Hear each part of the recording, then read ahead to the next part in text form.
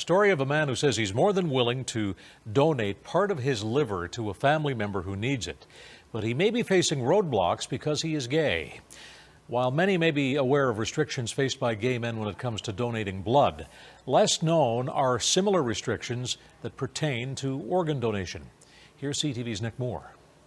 He needs a part of a new liver, preferably from a male relative. Cody Carlson's grandfather is ill. He says doctors have been asking family members about the possibilities of donating a part of their liver. I'm a male relative and I'm also young, and so I'd be a really good candidate. But because Carlson is a gay man, donating an organ isn't a sure thing. Canadian Blood Services' general policy is that men who have sex with men are not eligible for organ donation until they've gone more than 5 years without any sexual contact with the man. Knowing about the policy from reading about it is a lot different than having it directly impact your family. Carlson contacted Canadian Blood Services and the organization responded saying there could be an exception to the regulation because there's such a need for donors. According to the organization, an attending doctor would have to agree to override the ban with the patient's permission. It gives Carlson some hope. But I also know that we're taking a chance. We could have a homophobic doctor.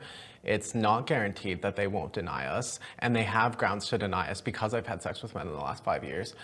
And so it remains a homophobic policy. Carlson wrote an open letter to local Liberal MP Matt DeCourcy asking for an end to the ban. DeCourcy has responded, saying the issue is being looked at. Other politicians have reached out to offer support. But I think the whole policy there, the whole rule needs to be reviewed in light of where we are today compared to where things stood years ago when that rule was brought in. We're still exploring all our options and seeing who else might be able to donate, but if it comes down to me being the only possible donor, then we will just have to hope. In the end, Carlson says his biggest hope is twofold. First and most important, that his grandfather will live, and second, that a policy he feels is out of date will be removed. Now, Carlson says the regulation isn't only discriminatory, but contradictory too, because there's such a high demand for organ donors, with well over 1,500 people in Canada added to the organ wait list every year. Steve?